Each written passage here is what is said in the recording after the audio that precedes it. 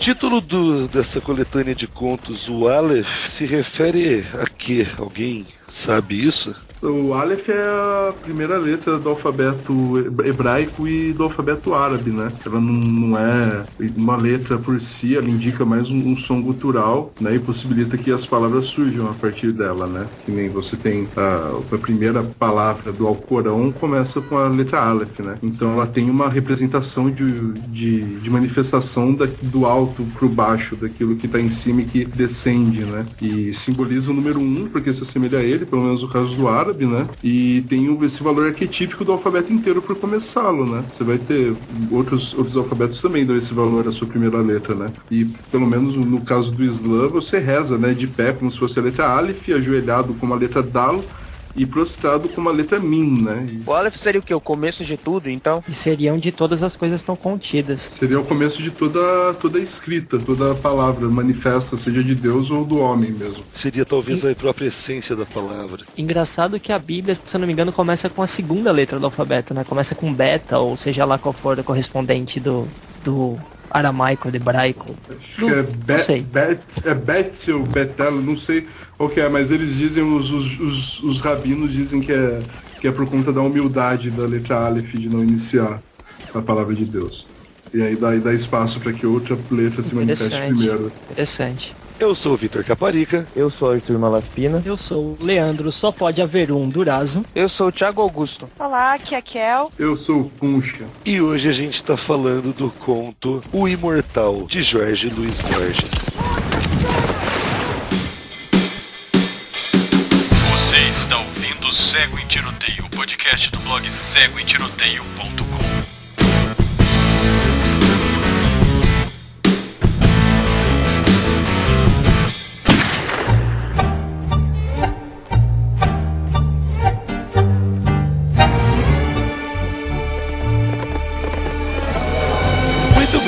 O Imortal, conto de Jorge Luiz Borges. Esse conto é o primeiro de um dos maiores livros, de uma das maiores coletâneas de contos de todos os tempos, na minha opinião, que é o Aleph. O Aleph foi publicado em 1949 e junto com Ficções, o livro que antecede o Aleph de 1944, formam uma dobradinha que compõe os melhores livros do Jorge Luiz Borges. São os livros mais conhecidos dele. O Imortal é o primeiro conto do livro e foi publicado em 1947 originalmente, 2 anos antes do lançamento de o Aleph. A primeira edição do Aleph, publicada na Argentina pela editora Losada, e o livro hoje é tão raro que nós encontramos alguém vendendo o livro por $9.900. Dá para comprar muita coisa com esse dinheiro. Principalmente na Argentina. No Brasil ele é publicado pela Companhia das Letras em uma coleção chamada Biblioteca Borges, que segue a formatação dos lançamentos editoriais contemporâneos, que possuem o mesmo tipo de capa e a mesma contracapa também. No caso da Biblioteca Borges, todas as capas são formadas por quadros da coleção Museu de Arte Contemporânea da Universidade de São Paulo, com capas feitas pelo outro capista que eu considero muito bom, que chama Warra K. Loureiro. Também faz capas excelentes, normalmente para a Companhia das Letras. E a tradução é do escritor Davi Arrigussi Jr.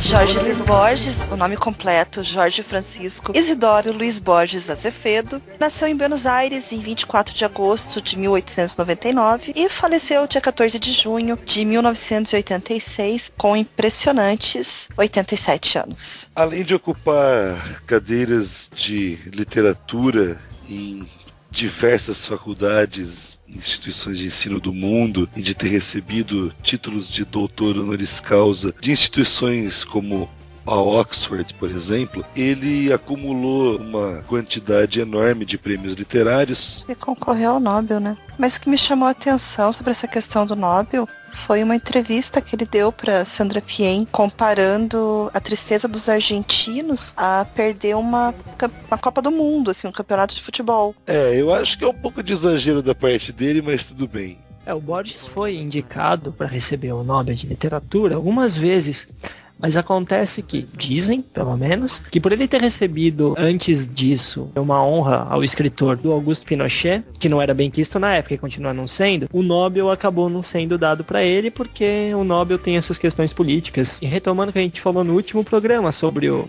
Orson Scott Card, a gente percebe que política e opções políticas não querem dizer muita coisa quando tu é um ótimo escritor. É o caso do Card, era o caso do Borges, e é uma coisa que às vezes não é bem clara, né? As pessoas misturam tanto tudo que acabam premiando por literatura escritores menos interessantes ou menos profundamente fodas como o Borges, por questões que fogem ao escopo da escrita mesmo. O Borges vai trabalhar um elemento que vai diferenciar ele dos outros escritores, tanto da época quanto depois ou antes dele, né? Já que ele faz essa brincadeira no Imortal, que ele vai afastar as pessoas primeiro antes de aproximá-las. Ele vai sempre criar nos textos dele uma coisa que você vai produzir no leitor um estranhamento tão grande que a primeira coisa que o leitor vai querer fazer é afastar. Ele desafia o leitor. Ele tá falando, olha, você não é competente o suficiente para entender aquilo que eu escrevo no meu texto. Então, se você é incompetente, sai e deixa outra pessoa que é competente ler. A primeira coisa que o Borges vai produzir no leitor é uma certa raiva. Eu sempre tenho raiva quando eu leio o Borges, que eu leio, eu percebo que ele tá me enganando, mas eu não consigo ver o jogo que ele tá me enganando. E só lá pelo meio, quando você lê mais de uma vez,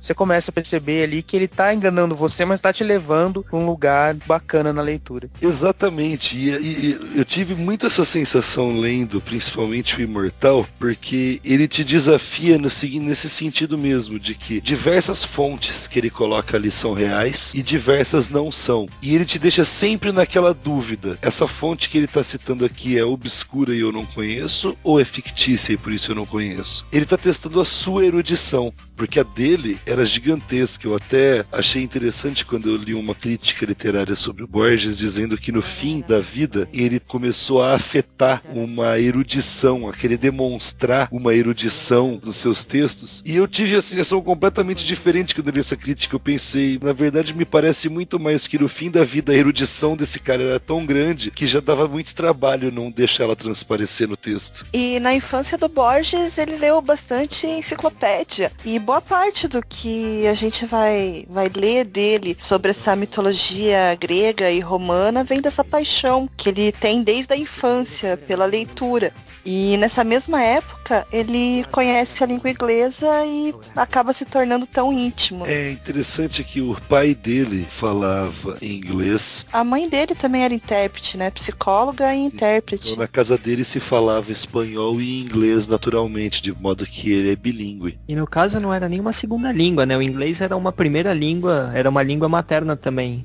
É legal que ele aprendeu... É uma coisa bem rara. Pouquíssimos escritores têm isso. Tipo, o Fernando Pessoa tinha. Uhum. Ele era bilíngue, de verdade. Uhum. Mas isso é bastante raro, mesmo na grande literatura. Eu acho que o único autor que, pelo menos que eu puxo da cabeça aqui, que de fato foi pra outra língua escrever e produziu mais na outra língua do que na sua própria língua, e que nem era a língua materna dele, é o Nabokov, né? Por ser necessário uma questão de pesquisa, eu não acho que seja tão curta, não. Se a gente pensar que no contexto ali, muitos escritores tinham que sair de sua terra natal pra outra e tinham que, de certa forma, uma obrigação a falar naquela língua, e daí acabava incorporando ela nos próprios textos. Ó, só pra um exemplo bem rasteiro e bem rápido, um dos melhores álbuns do Caetano é o Transa, que ele escreve todo na Inglaterra, e é quase todo em inglês. Eu acho justamente de discutir isso também, porque a quantidade de pessoas que viviam, os caras trabalhavam em moinhos no século XIII, cara, os caras que faziam prova comercial também, cara, também falavam um monte, só que escreveram livro. Fato é, o Borges era bilíngue desde moleque, e isso ajudou muito na carreira dele, tanto acadêmica quanto literária.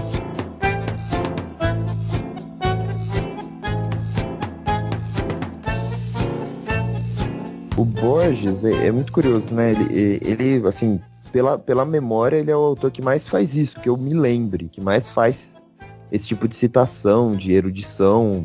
E é curioso porque ele acaba lembrando muito... Na verdade, ele não acaba lembrando ninguém, né? Os autores pop hoje é que lembram muito ele, né? Ele não é exatamente uma referência para esses autores, mas o que eles fazem, que é uma autorreferência, uma citação da cultura pop em loop, é basicamente o que ele fazia, só que com uma cultura erudita. Ninguém tentou emular o Borges, cara. É tão morfeticamente difícil fazer o que ele faz, que ele influenciou, mas ele não criou grandes...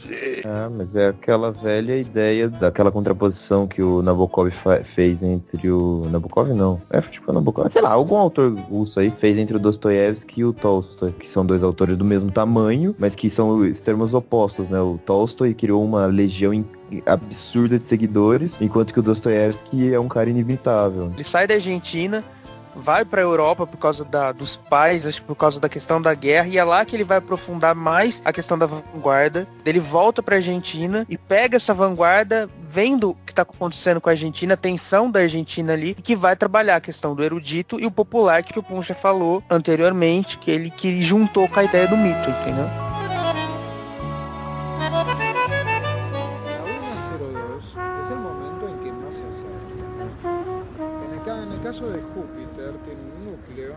De casi 54.000 grados Fahrenheit, es decir, que haciendo la traducción, déjame hacer una conversión, 30.000 grados centígrados. Conto, o Imortal, propriamente dito, trata de uma história bastante simples, que vai desenvolver, como é característico do Borges, toda uma reflexão filosófica que se desdobra de um ponto inicial até construir um panorama bem maior do que você esperava para uma proposição como aquela. Nesse conto, o nosso protagonista, Marcus Flaminius Rufus, é um centurião romano que decide abraçar a missão de encontrar um rio místico, um rio lendário, em cujas águas alguém poderia se banhar e tornar-se assim um imortal. O Borges faz uma coisa aqui nesse conto que ele gosta muito de fazer, que é criar uma história dentro da outra história, né? Então, ele começa contando outra coisa, para depois entrar nessa história do centurião romano. Essa história do centurião romano é como se fosse um manuscrito que foi achado pelo narrador do conto. E esse manuscrito é uma outra história que vai ser o restante do conto. Isso é um expediente que o Borges usa muito, né? O Borges fingindo que o que ele vai mostrar não é dele, mas é de um cara que blá blá blá, blá blá blá. Ele tá lidando com um tema muito recorrente no pensamento popular também, que é o mito de uma terra distante, que na contemporaneidade não tem tanta significação, mas se você for ver... É quase um Eldorado, né? Sim, a procura por um Eldorado, a procura pela terra do Preste João, a figura pelo paraíso, pelo Éden. Depois, quando você expande o universo e passa a ter outros lugares para procurar, até a gente tá num mundo que não tem isso, né? Uma terra perdida ou coisa assim, mas esse narrador tá num mundo que tem terra perdida e encontra ela de fato, como tem no Baldolino, no Humberto Eco, né? As pessoas costumam, quando tem nas Mil Uma Noites, elas conseguem ir para lá e voltar. E esse ir para lá e voltar é também ir para outro lugar, para outra terra, outro espaço, outro tempo. Então, eu vou me arriscar aqui a citar o Asimov e dizer que no nosso mundo, onde a gente já mapeou via satélite cada centímetro cúbico desse planeta, da superfície até o núcleo, ainda existe a metáfora da Terra distante no espaço hoje. Hoje o espaço sideral faz para nós a analogia, a metáfora narrativa da Terra distante. Eu acho que já fez mais do que faz hoje. Hoje parece que tá um pouco amortizado isso, né? Mas, assim, lá pra década de 60, eu acho que fazia muito mais. Uma coisa que eu falei pro Capa anteriormente, cara, foi o lance da geografia fantástica, que é... É bom começar a falar que toda a promessa da imortalidade começa com o suposto texto encontrado que relata que um cara chegou rastejando, procurando pela cidade dos imortais. E aí isso já coloca uma dimensão espacial na coisa, né? Tipo, existe a cidade, existe o lugar dos imortais.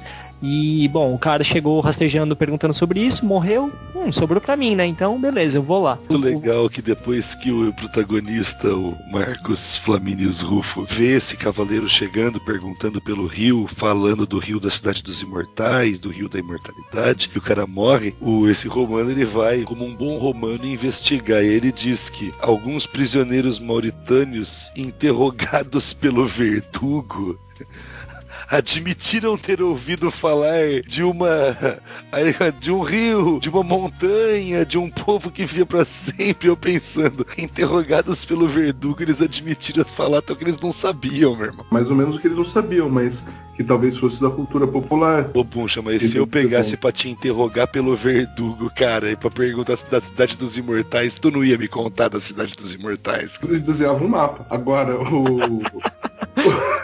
O negócio ele tá procurando essa cidade, mas é curioso que é o seguinte, ele pouco antes de encontrar esse rio que ele vai beber e vai falar algumas coisas em grego, ele tá ferido, né, tá agonizando, e ele tem um sonho com um labirinto, cara. Então ele, de alguma forma, ele tá saindo, tá na zona de limiar nesse ponto, que é até o fechamento do primeiro capítulo, né, do primeiro trecho. Sim, quando ele se aproxima, quando ele tá já perdido no deserto, né? Ele perdeu toda a comitiva que tava indo com ele, a tropa indo buscar o caminho para essa cidade que ele não sabia nem para onde poderia ser. Ele faz essa comparação do deserto com o labirinto, que não é a única vez no livro que ele fala disso, né? Tanto não sabia direito para onde ele estava indo, que ele fala, deixei o caminho ao arbítrio de meu cavalo. E o espaço do deserto também tem um outro conto nesse mesmo livro, que são os dois labirintos, que ele faz esse paralelo entre o labirinto de pedra construído pelo homem e o deserto como um labirinto que, pelo jeito, leva a um outro lugar, uma outra cidade, a cidade dos imortais. Né? O que eu achei interessante que ele fala do labirinto, depois quando ele encontra a cidade dos imortais, ele cita o labirinto, porque ele diz que até o labirinto tem uma arquitetura lógica e simétrica, e é exatamente isso que incomoda ele da cidade dos imortais, né?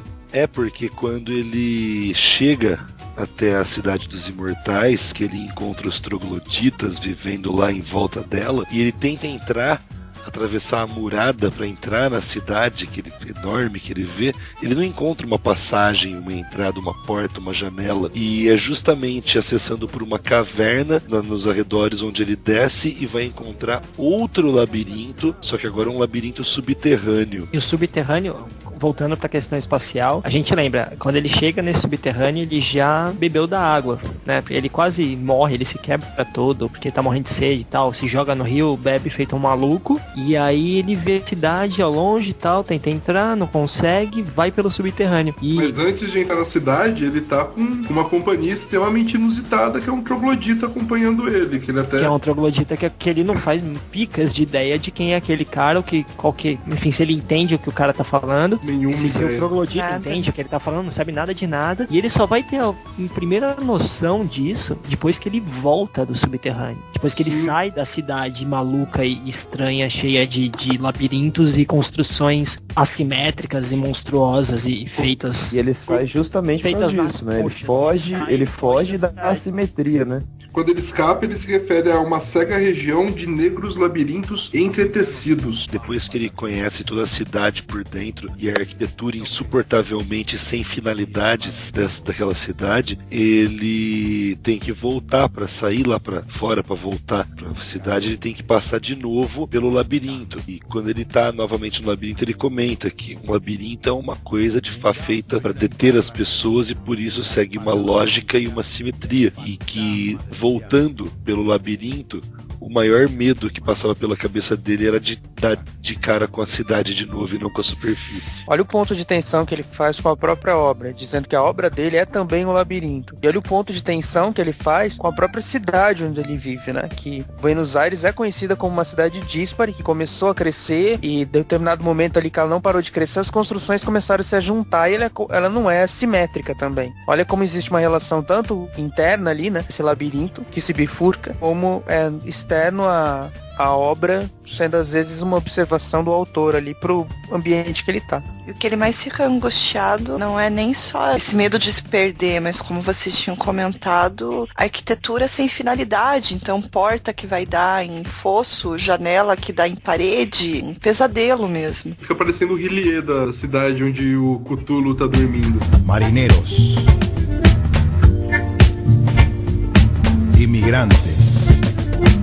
Consideramos que a gente saiu da cidade, que ele conseguiu encontrar o caminho de volta, quando ele se depara de novo com aquele troglodita que estava lá fora, aquele que seguiu ele até a entrada, a gente passou por duas trajetórias simbólicas muito importantes. A primeira foi ele atravessando o rio, bebendo feito um maluco, desesperado, porque ele tinha ficado perdido no deserto aquele tempo todo, e a segunda é ele reemergindo do subterrâneo. Ou seja, o personagem, só nessa brincadeira, passou por dois momentos iniciáticos de batismo, um pela água e um pela terra. Quando ele sai da cidade, do subterrâneo da cidade dos imortais, da cidade monstruosa, ele renasce. E aí quando ele renasce, ele encontra um rapaz lá E finalmente eu acho que ele consegue manter uma comunicação, né? Você percebe que a comunicação começa no momento em que ele decide dar um nome para aquele troglodita. Que ele diz que por vê-lo tão miserável e desolado, pensei em chamá-lo de Argos, que é o cão de Ulisses. Nesse ponto da história começa uma chuva muito grande, e essa chuva causa no meio do deserto, entre os trogloditas que rodeiam a cidade dos imortais, causa uma comoção muito grande. E no meio dessa comoção, quando o nosso protagonista chama o troglodita de Argos, o troglodita... Ele responde, Argos, cão de Ulisses. E depois ele diz também, né? Este cão atirado no esterco. E aí quando perguntado pelo protagonista, pelo Flamínios, se ele conhece bem a Odisseia, ele diz que não, que ele já não conhece ela mais muito bem, porque já faz mais de 1100 anos naquele momento que ele tinha escrito ela. Então, eu acho interessante esse pedaço justamente porque aqui ele incute outra ideia muito interessante, muito discutida em crítica literária, que é a ideia do quanto o autor tem domínio, tem posse, né, sobre a sua própria obra. Porque as palavras que ele usa são exatamente muito pouco, menos que o Rapsodo mais pobre. Ou seja, agora, depois de 1100 anos, essa obra ainda é dele? E eu ressaltaria aqui que ele não diz, depois já passaram 1100 anos que eu a escrevi. Ele diz, já passaram 1100 anos desde que a inventei. Exato, porque ele não a escreveu. Sim, não existe escrita, né? E olha aí a transposição da questão da cultura popular para uma cultura erudita. A questão tá muito mais no que é compartilhado pela cultura. E, bom, aí aquele papo todo de Homero não ter sido ninguém, mas ter sido todo mundo ao mesmo tempo, e todo o acúmulo de histórias e narrativas. O mesmo caso caso das Mil e Uma Noites. Exatamente, das Mil e Uma Noites. Homero, que é o autor, que seria o autor da Ilíada e da Odisseia, no caso das Mil e Uma Noites, você nem tem autoria identificada, né? Você só tem um conjunto de contos reunidos que eram contados de noite após noite, que é o nome do livro em árabe, Kitab Aflaila wa Laila. Não é livro das Mil e Uma, é livro de noite após noite, não tem limite. Que é até mais honesto dessa maneira do que querer colocar o nome de uma pessoa depois de 500 anos de Rapsodos repetindo essa obra, né? Exatamente.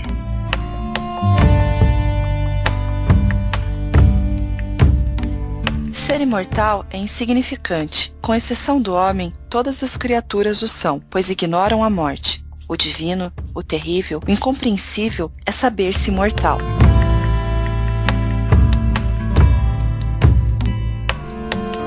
Isso daí é uma coisa que até fiquei encanado, porque eu falei, quando que é o tal do Diocleciano, né? Que é o imperador que tá no poder quando o narrador fala, é de 200 e tanto, né? 240 e pouco. E aí eu vi que ele vai narrando até 1920 e pouco, né? 1921, que é o último registro que ele tem. Então ele atravessa todo um período, só que sem se relatar nada de como vocês falaram, de importante, assim, não fala de Revolução Francesa, não fala de marcos da historiografia, mas fala do navio ter chegado no porto tal, dele ter ajudado a compilar o livro tal. Ele fala, esse é o marco pra ele, não é o marco coletivo, é o marco dele. E o que importa pra ele é o conhecimento, é o pensamento, né? Então sim, ele sai de perto desses acontecimentos, digamos, mundanos, e o que importa pra ele é o que ele produziu intelectualmente. O que importa pra ele é ele, né? A vivência dele, da imortalidade dele, não da imortalidade do mundo, da humanidade, ou seja lá que outra possibilidade tenha disso. E é uma experiência impossível de transmitir pro outro, né? Que é mortal. Tem dois tipos de mortalidade bastante interessantes. Um que é razoavelmente parecido com o do conto, ou seja, é uma vida que se prolonga infinitamente, ou até que ela acabe por sei lá que motivo.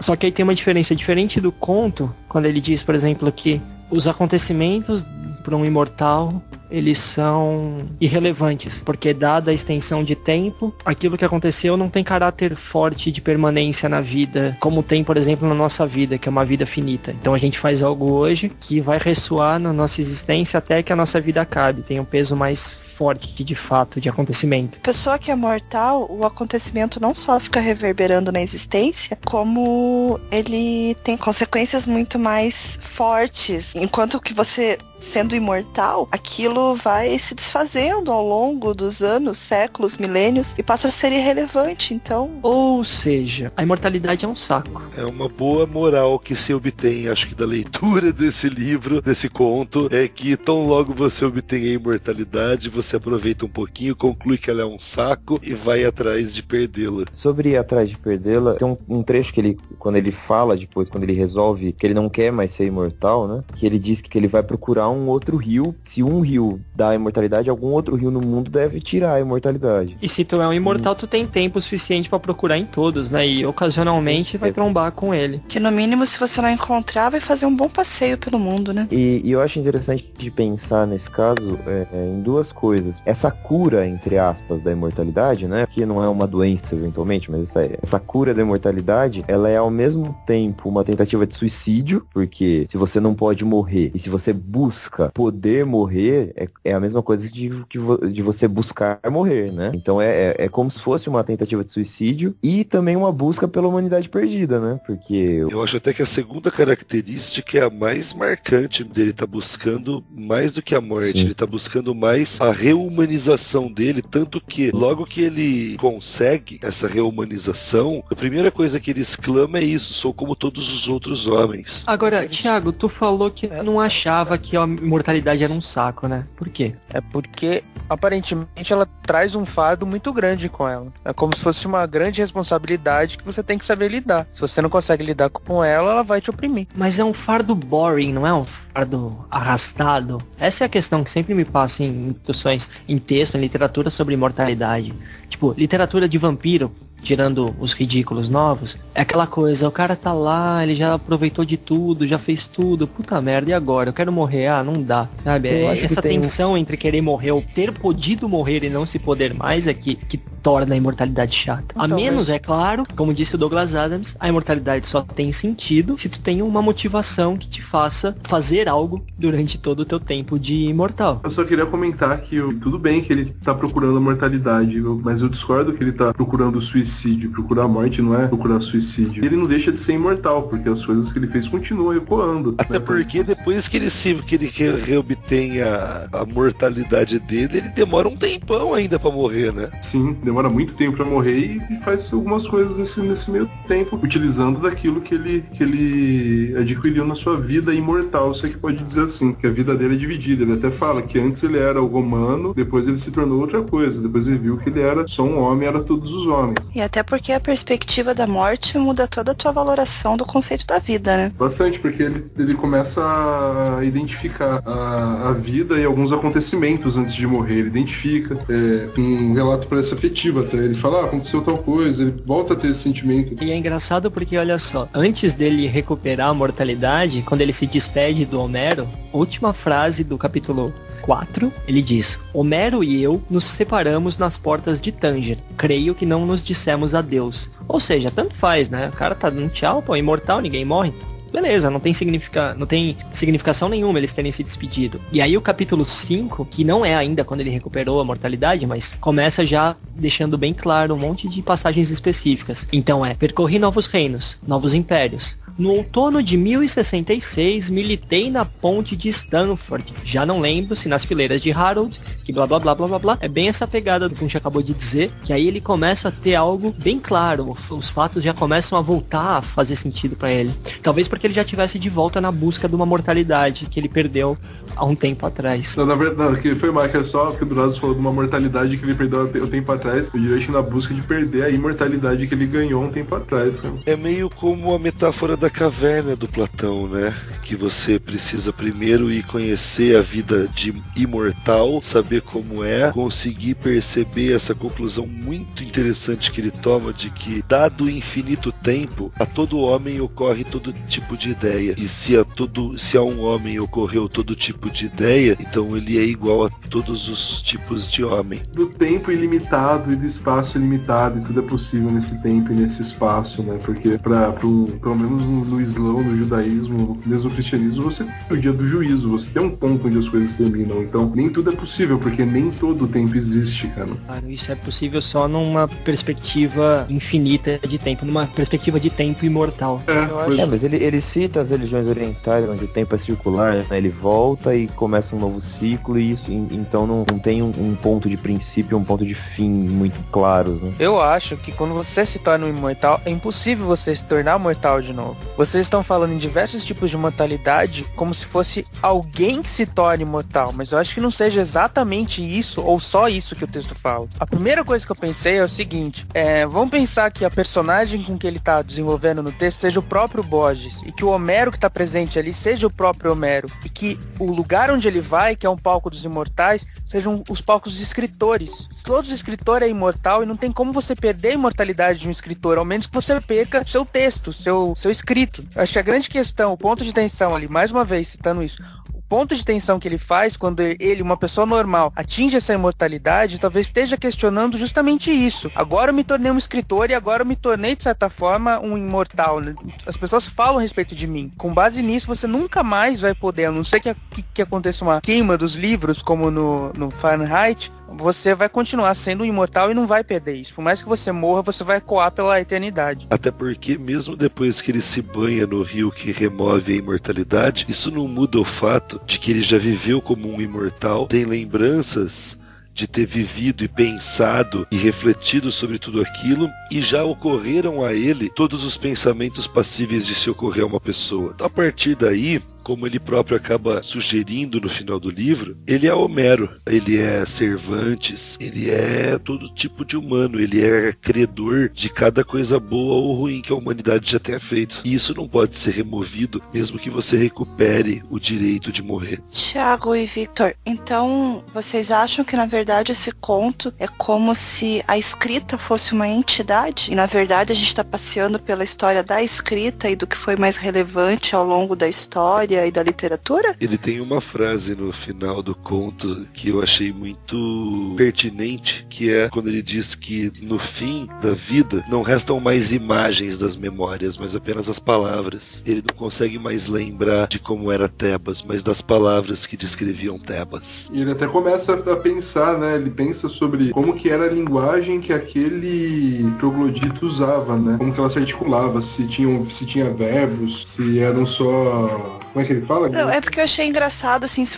for partir que essa premissa é verdadeira, pensar ali que os trogloditas nas cavernas, na lama, então se isso não seria uma referência à escrita rupestre. É possível. Eu não sei, porque eu não concordo muito nem com o Thiago, nem com o Capa nesse sentido, mas é porque eu sou o tipo de cara que olha mais pra folha do que pra árvore, saca? Então eu não tô vendo esse texto como uma metáfora da questão da escrita ou do escritor, mas eu fico pensando na jornada iniciática do rapaz, do romano que foi, se afundou, entrou no subterrâneo, virou imortal, saiu, continuou viajando, virou mortal e morreu. Mas é porque na obra do Borges, eu acho que essa leitura de entender a palavra como uma unidade portadora de magia está espalhada pela obra do Borges inteira. É isso que eu queria comentar do nome do livro ser Aleph, que se é a primeira letra, se é a manifestação de uma ideia de sagrado, a mesma coisa seria o imortal. Ele é uma manifestação da cidade dos imortais no mundo dos mortais. É esse rol de escritores que o Thiago comentou, são os imortais, eles aparecem e manifestam esse outro lugar, esse outro espaço, como a letra, como Aleph. Por esse aspecto que eu acho que a ideia ali, né, como que ele fala da cidade dos imortais serem completamente assimétrica, é justamente, vamos dizer assim, o significado de cada escritor para a literatura. Ou até, se a gente viajar mais, a deformidade dos livros numa estante, por exemplo. Nunca é uma coisa uniforme, os escritores não são uniformes. Aí que tá, que eu já acho que tá viajando demais. Que a gente tem que lembrar que a cidade assimétrica é uma reconstrução de uma cidade imortal que foi, por algum motivo que eu não captei, botada abaixo. Existia uma cidade imortal, aí beleza, a gente pode voltar pro Platão e pro mito da caverna, pro mundo das ideias e dos modelos, tudo mais. Quem não garante que toda essa cidade que foi construída foi perdida, pode estar relacionada a vários textos clássicos ou outros que a gente nunca conheceu e que nunca se tornaram imortais. Ou então a textos originais que foram reescritos e hoje formam essa biblioteca. Bicho, eu acho que a gente só sendo imortal pra sacar. Que viagem!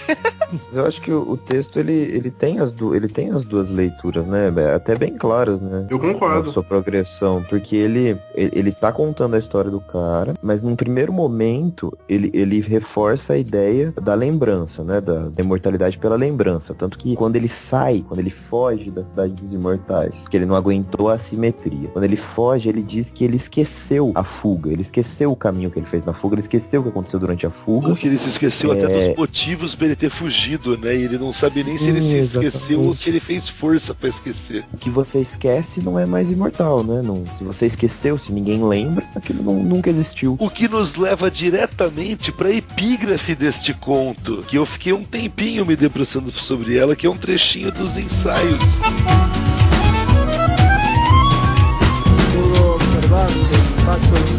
Salomão disse: não há nada novo sobre a Terra. Algo como a ideia de Platão de que todo conhecimento nada mais é que rememoração. Foi o que Salomão sentenciou. Toda novidade não é mais que esquecimento.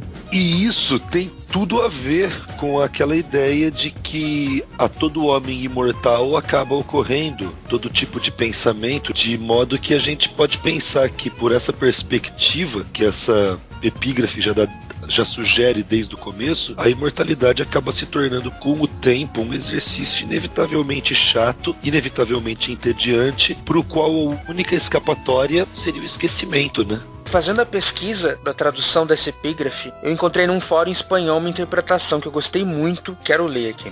Se partirmos da premissa que todo conhecimento é, na verdade, recordação, então qualquer coisa que nos pareça nova é, na realidade, algo que esquecemos e voltamos a descobrir. Era isso. Exatamente.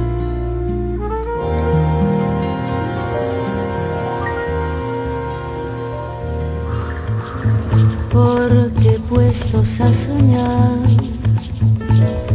fácil es imaginar esta humanidad en armonía. É isso aí, assim chegamos ao final da 4ª edição do Cego em Tiroteio Podcast, seu podcast quinzenal de crítica literária. Eu gostaria de agradecer muito a presença novamente dos nossos já habituais convidados e pedir para que nos façam o seu tradicional jabá. Arthur Malaspina. Muito obrigado por nos escutar novamente e como todo mundo já sabe, vocês vão me encontrar lá no puxacachorra.com.br. Tiago. Eu queria agradecer a todos os ouvintes e indicar 2 livros do Borges. Ficções, que é o livro anterior ao Aleph, e para quem gosta um pouco de teoria literária, ou quer entender um pouco como o Borges escreve, um livro que chama Esse Ofício Diverso, que são 6 ou 7 palestras que ele deu a respeito de poesia e de por como ele faz a composição do seu texto. Não tá só falando de poesia, e vale a pena, que são textos bem relevantes e que mostram mais ou menos como ele fazia essa composição. E vocês me encontram no Todo Mundo Mente, com conteúdo crítico sobre cultura em geral, http://todomundomente.blogspot.com. Os caras do clube.blogspot.com é esse projeto literário coletivo em que eu, Thiago e Maurício escrevemos cada uma vez por semana, às segundas, quartas e sextas. E o meu blog pessoal de literatura, poesia e seja lá o que venha a calhar, miseramesa.blogspot.com. Que é o Bonassoli. Gente, muito obrigada. Então vocês podem me encontrar no intravenosa.com.br, garotacpbr.com.br e nos podcasts telecast.com e cruzadorfantasma.com.br. E você continua não tendo blog, né, Puncha? Não de jeito nenhum, mas vocês podem me encontrar pela vida fora. E o que eu queria indicar é o livro Visão do Paraíso, do Sérgio Buarque de Holanda, que relata algumas ideias dessa geografia fantástica que o Borges coloca em O Imortal. Muito bem, se você quiser enviar críticas, sugestões ou comentários, ou até corrigir qualquer bobagem que a gente tenha dito, você deixa o seu comentário na postagem ou manda e-mail para cegoemtiroteio@cegoemtiroteio.com. E se você quiser chegar no próximo programa de leitura feita, anote aí, porque daqui a 15 dias a gente vai conversar sobre o romance A Casa dos Budas Ditosos, de João Ubaldo Ribeiro. Uma leitura prazerosa. Nós agradecemos novamente a presença de todos os ouvintes. Eu sou o Vitor Caparica, o Cego em Tiroteio, e até o próximo programa.